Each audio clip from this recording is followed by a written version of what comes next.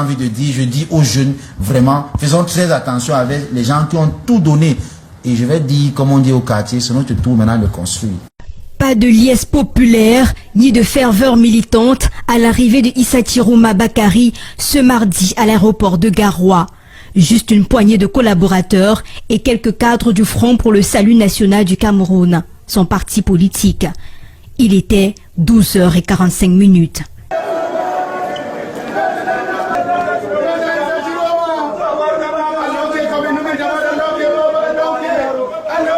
Le président national du FSNC fait un retour en zone avant de remonter au filet. Un retour dans son fief natal, loin de l'atmosphère politique de Yaoundé, agitée par sa démission non encore officialisée de son poste de ministre de l'Emploi et de la formation professionnelle. À Garoua, la sortie de l'homme politique est très attendue afin de fixer l'électorat et ses militants au premier chef. Le ministre Issa Chiroma, moi je constatais qu'il est égal à lui-même. Il a toujours ses yeux, son regard de malignité. Il est toujours accessible, mais je constate seulement autour de sa personne, l'engouement n'était pas tel qu'on avait dans l'habitude de voir à Garoua. Parce que quand il était annoncé, c'est un déferlement des militants en tenue avec des musiques, les gens venaient de tous côtés. Et ce qui m'a également fait un peu titiller, les forces de maintien de l'ordre et l'escorte n'ont pas été à ce rendez-vous. L'ambiance à l'aéroport de Garoua ce 25 juin a tranché avec ses précédentes arrivées. Issa Chiroma Bakary a immédiatement pris la direction de sa résidence dans son village. Les observateurs y voient un repli stratégique, une phase de concertation, une pause réflexion décisive avant de se jeter dans la mare au crocodile avec en ligne de mire la présidentielle d'octobre prochain. Affaire-là. Cissé Bamanga, vous qui êtes ex-militant du parti de Issa Chiroma Bakary, puisqu'on entre directement dans la thématique, ça a circulé sur les réseaux sociaux et même dans les médias traditionnels, l'annonce de la démission de Issa Chiroma Bakary. Pour le moment, rien n'est encore officiel, mais tout semble se dessiner. Il fallait s'y attendre parce que vous l'avez déjà évoqué depuis le 7 juin dernier. Oui, Lynn, je me suis retrouvé comme un gars qui lit dans les boules de cristal depuis le 7 juin. Vous savez qu'on ne fait pas seulement la politique, on est informé, on est introduit et on fait des recherches. Déjà, il faut que je plante le décor en disant à tous ceux-là qui me suivent depuis un certain moment qu'il faut arrêter. Il faut arrêter. Parce que j'écoute tout ce qu'on dit. Oh, Cissé Bamanga se venge. Oh, Cissé Bamanga est un traître. Oh, il est ingrat, il est machin. Il ne s'agit pas de ça. Aujourd'hui, j'ai la chance que je suis au centre de l'actualité à travers mon ancien président national, à travers mon ancien parti politique. Et voilà, ce sont des faits que je raconte. Donc, pour moi, je l'ai dit et je regarde la jeunesse en disant à la jeunesse que je ne pense pas que c'est sincère cette démission parce que je ne suis pas un homme politique naïf. On est à 4 mois et connaissant Chiroma, qui est quelqu'un de très ouvert, très vaillant, quelqu'un qui est sage, quelqu'un qui est prêt matériellement, politiquement et tout, je ne pense pas que c'est à 4 mois qu'il découvre tout ce qu'il a découvert. Donc voilà pourquoi j'attire l'attention de la jeunesse. Pour moi, c'est un schéma politique pour essayer de remettre une fois de plus, excusez-moi, je sais que les thèmes souvent comme ça ne sont pas acquis sur votre plateau, pour remettre une fois de plus un des grabataires, pour que la Troisième République ne se fait pas avec nous, la jeunesse. Je ne sais pas si vous comprenez. Parce que voyez-vous, la crédibilité que j'ai dans cette affaire, c'est quoi? J'ai été là-bas, au FSNC. J'ai toujours proposé de faire autrement au ministre et président du FSNC, Issa Chiroma Bakary. Faisons autrement. Laissez-moi propulser une nouvelle dynamique. Encadrez-moi. Faites de moi un homme politique. Je l'avais dit une fois, il le sait. Il me regarde peut-être. Monsieur Issa Chiroma Bakary, s'il vous plaît, donnez-moi 5% de ce que vous connaissez. Il m'a dit que ma tête va exploser. Mais malheureusement, comme tous ces aînés, ils ne veulent pas encadrer la jeunesse. Ils ne veulent pas tendre la main à la jeunesse. Ils ne veulent pas les fioles. Ils ne veulent même pas la relève. Voilà pourquoi moi je dis souvent, ce n'est pas que j'aime le chef de l'État. Le président de la République, son excellent Paul Biya, donne à ces gens tout ce que vous pouvez imaginer. Mais eux, à leur tour, ils ne redonnent pas aux jeunes. Et c'est ça qui me choque, c'est ça qui me fait mal. Moi, je le dis, j'ai cette posture-là, j'ai cette analyse-là depuis peut-être 3, 4, 5 semaines avant. je vois qu'ils sont en train de préparer quelque chose. Je dis aux jeunes, la Troisième République va se faire avec les jeunes. Il y a beaucoup de jeunes. Il y a des jeunes comme Amadou Mota, il y a des jeunes comme Guibaï, il y a des jeunes comme Hassana Chiroma, il y a des jeunes comme les Aboubakar, les deux, Abakar et Aboubakar Sidiki du MPSC. Voilà des jeunes. Moi, aujourd'hui, Cissé Bamanga, je n'ai rien contre une candidature qui va sortir du Septentrion, mais cette candidature doit être jeune et crédible, pas celui des grabataires. On attend ici sur ce plateau Charles-Élie Zanzan qui va porter la voix du RDPC puisque c'est lui qui est censé être là avec nous pour partager cette thématique. Mathurin, l'annonce n'est pas encore officielle, mais Issa Chiroma Bakari ne dément non plus. Il y a un jeu derrière ce qui se passe?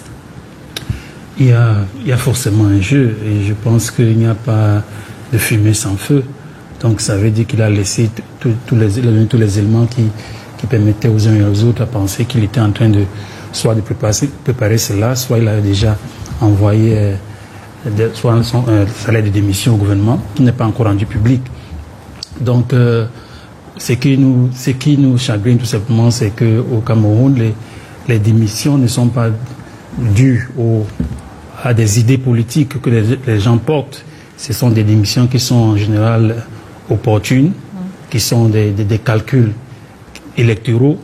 Vous vous souvenez qu'à une certaine époque, dans les années 50, Amadou Ahidjo a fait tomber le gouvernement d'André Marie Bida, surtout un calcul électoral.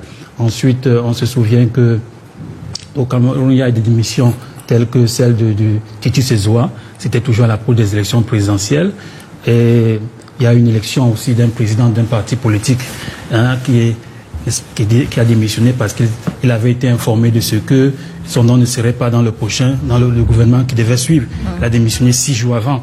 Ce qui veut dire que ces démissions-là, ce n'est pas des démissions qui sont pour l'intérêt des populations et pour l'intérêt du peuple, mais en fait ce sont des calculs électoraux, des stratégies, des tactiques. Donc je pense que M. Chiroma sent le vent tourner, il sent la situation changer, il pense que le meilleur calcul à l'heure actuelle, c'est de quitter le navire. Pour lui, peut-être le navire soit est en train de sombrer, soit c'est une stratégie, peut-être il élève les enchères. Donc de toute façon, on va le comprendre dans les prochains jours. Mais une chose est claire, ce n'est pas pour les intérêts du peuple que la plupart des missions du gouvernement. Et quand on regarde les images de son arrivée dans la ville de Garoua, il n'y a pas eu de mobilisation, il n'y a pas eu les militants, on n'a pas vu des militants arborer leur tenue pour aller accueillir le président national après toute l'actualité autour. André, est-ce les intentions réelles, rupture ou calcul stratégique pour vous? L'île, vous savez, j'ai eu l'opportunité, il y a 14 ans, d'échanger avec le ministre Issa Chiroma lors de sa première tournée à Douala en tant que ministre de la Communication et en même temps président du FSNC. Dans nos échanges, il m'a dit ceci, et je crois qu'il me suit en ce moment. Je n'ai jamais été approché par le cabinet civil ou par le secrétariat général de la présidence de la République pour entrer dans le gouvernement. J'étais allé moi-même demander l'audience à rencontrer le président Biya et je lui ai dit que je souhaiterais être utile à mon pays. Voilà les propos du ministre Issa Chiroma. Je crois que si monsieur en ce moment, il sait bien que c'est ce qu'il m'avait dit. Alors, lorsque je l'ai dit, lorsqu'on parle des conventions, parce qu'il y a eu la première pour les 7 premières années, et cette convention a été renouvelée. La convention visait quoi? L'élection d'un homme à la tête du Cameroun, c'est-à-dire l'élection présidentielle, et non une convention avec le RDPC, comme si le FSNC devrait, n'est-ce pas, se laisser inféoder par le RDPC et désormais ce parti n'allait plus exister. Que non. Aujourd'hui, 14 ans après, il faut être réaliste, excusez-moi, il faut être réaliste. Pour un homme politique qui sait ce qu'il veut, qui sait où il va, il sait que ce septennat, il n'est plus sûr que, déjà, nous sommes à quelques jours de la convocation du corps électoral. Le RDPC ne s'est pas encore prononcé par rapport à son candidat. La convention prend fin avec cette dernière mandature du président Biya. Je parle bien de la convention, parce que la convention tient sur un seul élément, le président Biya. Alors, si aujourd'hui, on vous dit, le RDPC, après la convocation du corps électoral, le RDPC ne va pas présenter le candidat Biya, à quoi servira cette convention? Lorsque le ministre Chiroma, avec son parti, savent que c'est cette personne qui était beaucoup plus utile pour leur parti ou alors pour les leaders, parce que nous ne voilons pas les yeux. Quand le ministre Chiroma va signer une convention, c'est d'abord par rapport à sa position. On a vu comment son parti s'est déployé. C'est pas d'abord pour les militants, c'est d'abord pour sa position personnelle. Aujourd'hui, il doit se projeter par rapport aux échéances à venir.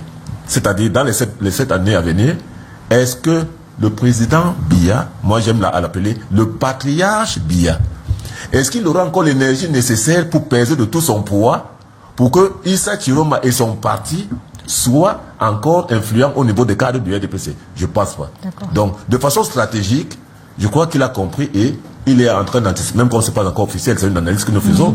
Il a préféré anticiper. Et lui, il n'a pas démenti. Voilà. Parce qu'il a été joint au téléphone par les soins. Il préfère donc aujourd'hui anticiper, parce qu'il a déposé, tel qu'on le dit, il a déposé sa démission et il attend. Parce que le président doit apprécier.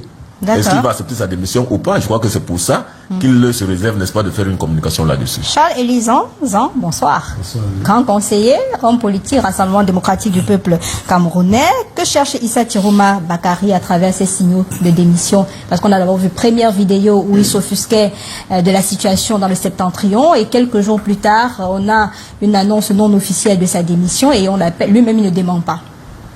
Bon, chez nous, à l'EDPC, nous, on reste focus. Nous restons concentrés sur ce qui est essentiel pour nous. Nous attendons à tout moment la déclaration de candidature de notre champion. D'après nos textes, article 27 alinéa 3, le président national de notre parti est notre candidat. Nous attendons que, d'après nos signaux, nous appelle la candidature qui déclara enfin sa candidature. Donc, c'est ça qui nous intéresse. Maintenant, les démissions, les transhumances, les montées, descentes, les allers-retours oscillatoires les uns des autres. Vraiment, nous, on ne les intéresse pas. Ça, c'est deux. Maintenant, je rejoins mon frère André. C'est un contrat qui a été signé entre Issa Chiroma et Paul Biya. Donc, c'était le programme d'un homme, avec le peuple, qui a réussi à mettre autour de lui des hommes politiques qui le suivent, qui l'ont suivi après l'élection présidentielle de 2011 et celle de 2018. Maintenant, en 2025, pour annoncer autre chose. Et puis n'oublions pas que nous sommes en politique.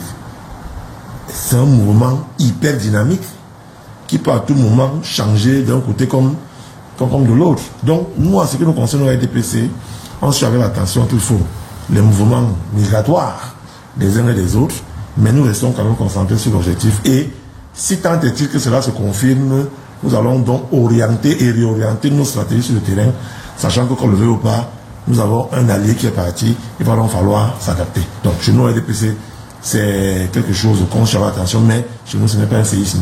C'est une tornade dans un verre d'eau. Si c'était pas aussi un test, est-ce que Issa Chiroma Bakary n'a pas été fouetté entre guillemets en interne après la vidéo qui a circulé sur les réseaux sociaux par rapport à ses propos tenus dans le Grand Nord? Est-ce que c'était pas déjà le fruit de la conséquence, si vous voulez, de cette vidéo-là? Non, mais je pense que l'un des ministres que vous, les médias, vous connaissez très bien et que les Camerounais connaissent très bien, c'est le ministre Issa Chiroma Bakary, parce qu'il s'est toujours ouvert. Et c'est quelqu'un qui reste ouvert. C'est l'un des rares ministres dans ce pays où, quand vous allez chez lui, il vous reçoit. Il cause, il oublie même qu'il y a d'autres personnes qui sont là, qui attendent qu'ils vont causer avec lui. Donc ça veut dire qu'il n'est pas naïf. C'est un Moloch politique très enragé. Moi, je le dis encore une fois de plus, mais voyez-vous, c'est trop simple, hein, c'est trop simple. C'est un peu comme si j'ouvrais cette bouteille d'eau et puis je verse là. C'est trop simple. Donc le président de la République, Paul Biya, qui est un animal politique, avec Issa Chiroma Bakary, je vous ai dit tout à l'heure, qui est un Moloch politique. Donc les deux, donc le divorce est comme ça, c'est un peu, non, c'est trop facile pour moi. Voilà pourquoi je l'ai dit, il y a une stratégie derrière pour maintenir une personne... Il faut aussi être fatigué, non? Non, on ne se fatigue pas du pouvoir. Lynn, on ne se fatigue pas. Peut-être vous n'êtes pas une femme politique, le machin là, on ne se fatigue pas du pouvoir. Lynn. Je ne sais pas si vous comprenez ce que je veux dire. Donc pour moi, une fois de plus, j'ai cette posture-là. Je pense que ces deux grands hommes politiques, parce que le président de la République, Paul Biya, que vous l'aimez ou que vous ne l'aimez pas, le président Issa Chiroma Bakary, que vous l'aimez, que vous ne l'aimez pas. Rappelez-vous ce que Moukete avait dit, paix à son âme, si sa famille nous regarde, on les passe le salam ce soir. Il avait dit qu'au Cameroun, il y a deux hommes politiques, Moukete, qu'il y a Paul Biya, il y a Issa Chiroma Bakary. Donc moi je pense, et je le redis encore, sans embâche et sans rancune, ce sont des faits. Je pense que les gars ont analysé la scène.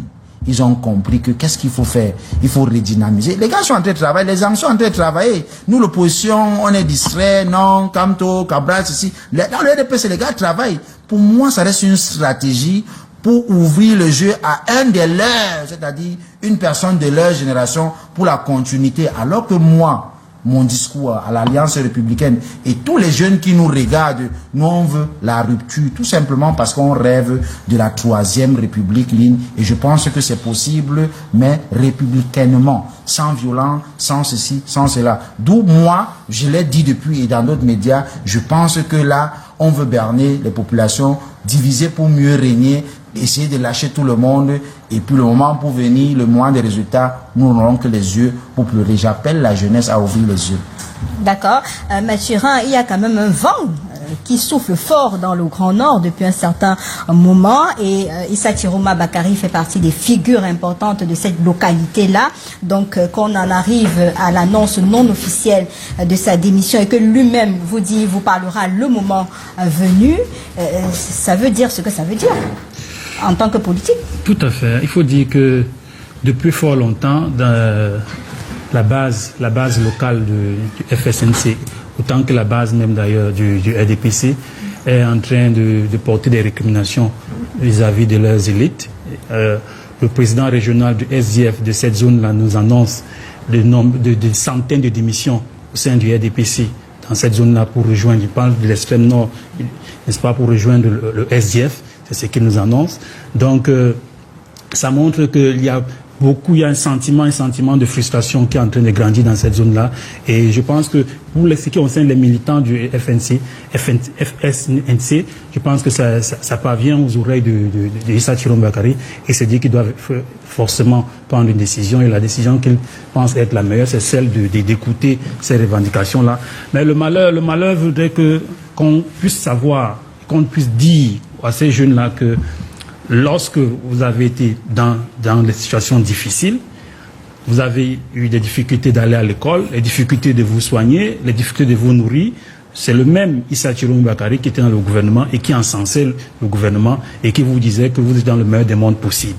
Donc il n'est pas juste qu'aujourd'hui, il puisse jouer au malin en disant qu'aujourd'hui, ok, vous avez raison, et on ne peut pas soutenir celui qui a toujours été l'objet. Il y a des gens qui étaient dans le régime en place et qui aujourd'hui sont dans l'opposition et qui tiennent un autre discours, ça dérange pas. Oui, mais c'est juste à la population, c'est aux populations de comprendre que ça c'est de la roubladise. Parce qu'il a été ministre de M. Biya, ça fait au moins 20 ans qu'il est ministre de la République. Alors il ne peut pas venir jouer aujourd'hui le jeu du sein et de faire croire aux populations que voilà, vous avez raison, celui qui nous a toujours plongé dans une situation de manque d'emploi, une situation de précarité, il est impossible que je vous donne le conseil d'aller le voter. Donc je comprends vos revendications, je comprends vos récriminations et c'est dans cette logique que nous allons aller.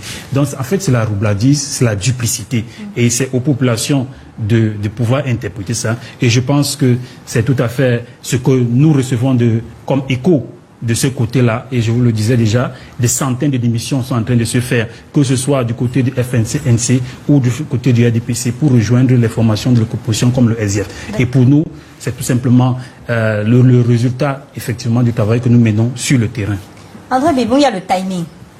Il y a aussi que Bello Boba Maïgari, qui est aussi un allié de Paul Biya et du RDPC, annonce son congrès le 28 juin.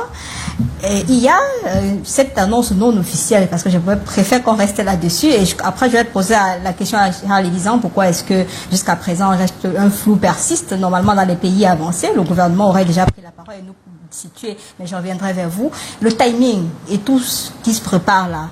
Et on annonce aussi même une candidature probable d'Issa Chiroma Bakary à la présidentielle. Naturellement, Lynn, il y a un séisme politique qui se fait ressentir depuis un certain temps dans le Grand Nord. Et nous savons tous que le RDPC s'en est toujours régulièrement vanté, que le Grand Nord, c'est le bastion du RDPC.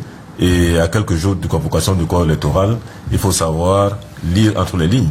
Parce que ce soit le FNC que l'UNDP, on sait que les présidents de ces partis politiques sont sous pression de leurs militants. Parce que, rendu à ce stade, les militants sont en train de demander à leurs leaders de rendre compte par rapport à toutes ces conventions qu'ils ont signées. Est-ce que ces conventions ont profité aux militants? C'est la question. Donc aujourd'hui, vous allez ressentir, n'est-ce pas, ce bruit de botte au niveau de la base. C'est pas au niveau des cadres du parti, mais de la base. Il y a une pression forte aujourd'hui qui est, n'est-ce pas, qui se fait ressentir entre la base et le sommet. Et ne soyez pas surpris que d'un moment à l'autre, comme vous dites également, d'ailleurs le Congrès, comme vous l'avez souligné, de l'UNDP également annoncé. Donc il y a tellement une forte pression que les militants aujourd'hui, si c'est très mal géré, je suis convaincu que ces partis politiques vont perdre pas mal de militants. Parce qu'il ne sert à rien, sur le plan politique, d'aller signer des conventions qui vont profiter rien qu'aux leaders, alors que c'est la base qui fait la force d'un parti politique. C'est la base qui a l'électorat d'un parti politique. Donc je crois que, tel que nous sommes en train de voir aujourd'hui, le ministre Chiroma, malgré le fait qu'il soit encore muet dans sa sortie médiatique, nous avons également le Congrès qui est annoncé. Donc, attendons de voir, parce que l'échéance est là. C'est une échéance, comme je le dis toujours, le président Biya a parlé d'un mandat historique. Et je reviens toujours là-dessus. Et c'est un sage qui parle. Le mandat historique, ça peut ne pas être lui. Ça peut être cette mutation qui va se passer désormais au niveau de la scène politique camerounaise. Parce que là, on est en train de passer pratiquement, comme je le dis toujours, à la Troisième République. Parce que la Troisième République, c'est pas seulement le président Biya. C'est pas le président du RDPC.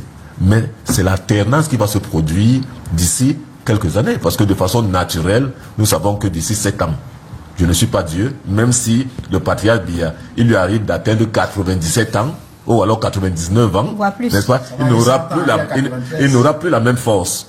Il n'aura plus la même force de façon naturelle. Je dis il n'aura plus la même force. Et donc, il y aura n'importe comment une certaine alternance à la tête de l'État du Cameroun. Et donc, ce sera le virage historique de notre histoire politique.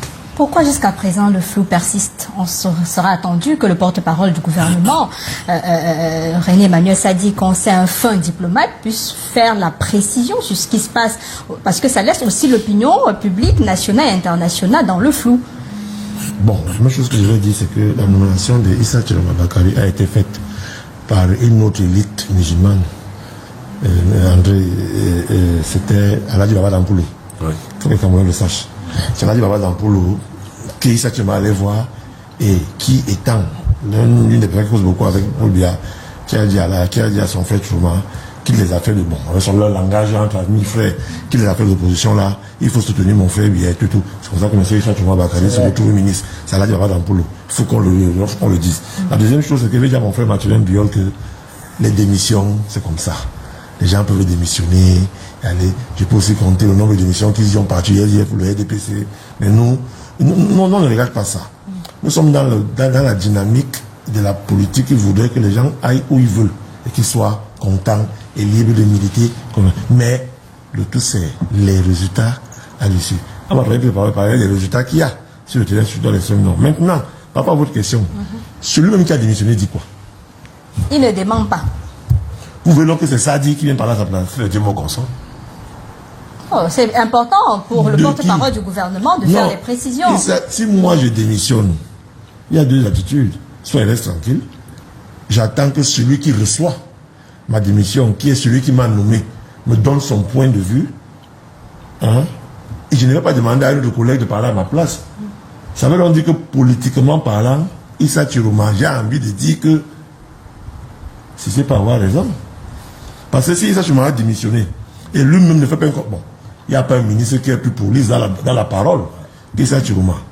C'est-à-dire, c'est un monsieur qui aime parler, qui aime bien causer, et puis il est rentré chez lui. Tout ce qu'il a fait, c'est lors du conseil de cabinet de jeudi.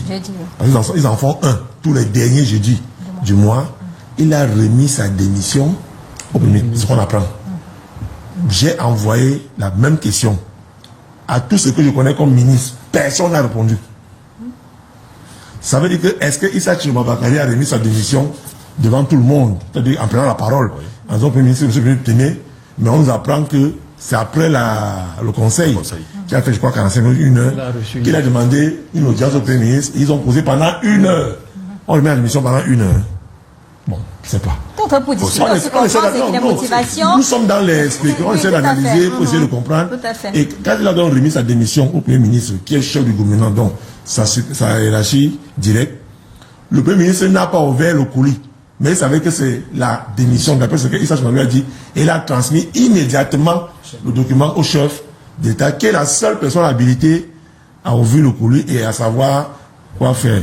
Maintenant, si Issa Chiroma jusqu'aujourd'hui n'a pas parlé, moi je pense à de deux manières. Il y a le respect.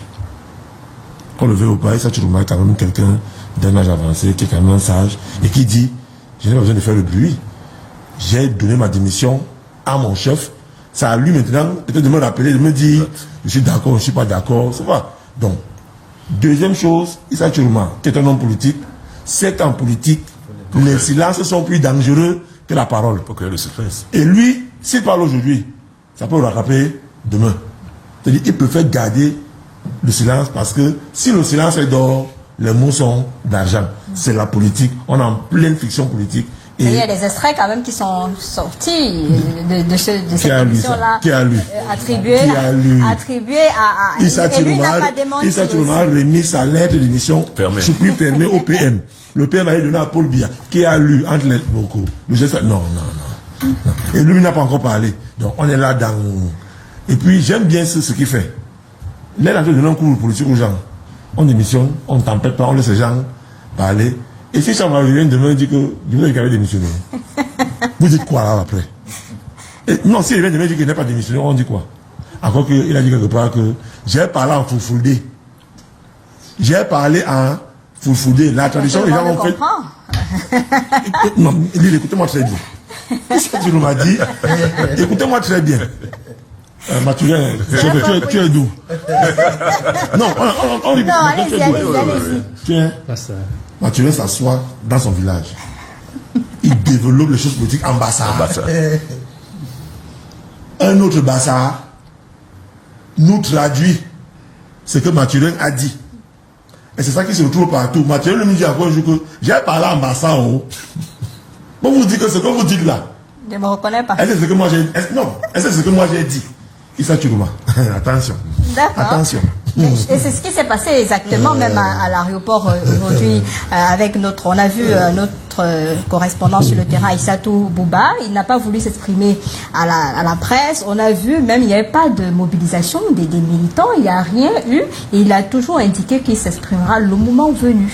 Donc il maintient le flou, il maintient l'opinion nationale et internationale. Est-ce une réaction des désaccords profonds, à une perte d'influence ou une volonté de se repositionner politiquement avec tout ce qui se passe là? Non, moi je l'ai dit que c'est un repositionnement qui n'est pas sincère et qui va profiter à une personne de leur génération. Ça, c'est la première chose. La deuxième chose, et ça, ce sont des faits, il faut savoir aujourd'hui que ça soit le président national de l'UNDP ou alors le président national du FSNC et même le président national de l'ANDP et tous ces élites-là, ils ont beaucoup de pression. Parce que les jeunes dans leur parti politique aujourd'hui font comme si c'est Bamanga. Parce que moi j'ai toujours fait comme ça, moi j'ai toujours pensé que c'est une affaire de génération, le pays, et la vie se construit comme ça. Vous accouchez votre enfant, qui accouche un enfant, ainsi de suite, c'est comme ça. Donc je pense qu'aujourd'hui, cette masse-là, aujourd'hui est en train de mettre la pression à ces papas, à ces gérontocrates, à ces personnes qui ont toutes eu d'abord du chef de l'État et du Cameroun, parce que il faut le dire, c'est depuis au moins 1975 que les gars sont aux affaires.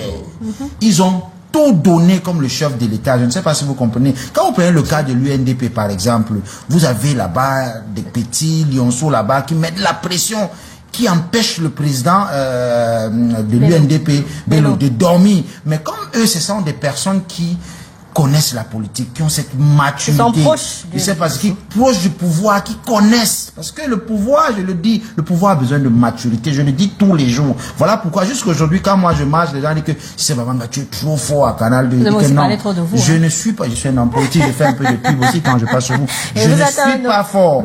Je suis encore dans l'apprentissage. Parce que pour moi, en politique, il faut que tu aies au moins 10 ans. Zang peut dire qu'il est fort. Moi, j'ai beaucoup de respect pour lui. Moi, je ne suis pas encore fort parce que je n'ai même pas encore la deuxième. Oui, parce qu'il a fait ses preuves, il est respecté et il est respectable. Il nous a monté le chemin à droite, deuxième, nous les jeunes. Donc, ce que je dis aujourd'hui, c'est que cette pression-là, et je l'avais dit, je le dis toujours sur les plateaux, Lynn, les gens ne me prennent pas au sérieux. J'ai dit que celui qui va venir dans le septentrion maintenant parler du RDPC, on va peut-être finir avec lui. Parce que le RDPC, aujourd'hui, dans le Grand Nord, malheureusement, ces élites dont le chef de l'État a fait confiance, ils ont mal travaillé pour le RDPC. Maintenant, qu'est-ce qui peut sauver le chef de l'État et le RDPC dans le Grand Nord? Il faut redistribuer les cadres. Et là où moi, je ne suis pas d'accord, Lynn, parce que depuis, les gens ne m'écoutent pas. Je ne suis pas d'accord. Moi, je suis pas d'accord qu'on renouvelle la 3e République avec les gens qui ont tout eu, Lynn. Les gens qui ont travaillé avec le président Edjo, les gens qui ont travaillé avec le président Bia. Je vous ai cité des noms ici. Il y a encore des gens qui sont solides quand même, non? Non, pardon, Lynn. Vous voulez balayer, ils ont c'est la du rupture mal. aussi? Ils ont du mal. Ces leaders-là, aujourd'hui, ces leaders politiques-là, ils ont du mal même à se tenir debout. Vous voyez en circulation des choses des réseaux sociaux, on va pas ramener sur les plateaux. Mais on connaît l'état qui sont. Donc moi, je le dis ici et je le répète, il y a des jeunes comme les Guibaï, il y a le petit frère de Issa Chiroma, qui s'appelle Hassan Achiroma, qui est un jeune. Il y a Aboubakar Siddiq du MPS, Aboubakar Siddiq qui a un parti politique. Il y a l'autre Aboubakar, mais il y a les Malpétel. Ici, vous avez reçu tout court. Il y a beaucoup de jeunes. Même dans le RDPC. Il y a par exemple le maire de Garoua 2, qui est du RDPC, qui fait un beau travail. Donc moi, mon discours aujourd'hui, c'est que le Cameroun se fera avec la jeunesse, avec les gens dynamiques, pas avec des gens qui ont tout eu et qui ont refusé de transmettre à la jeunesse.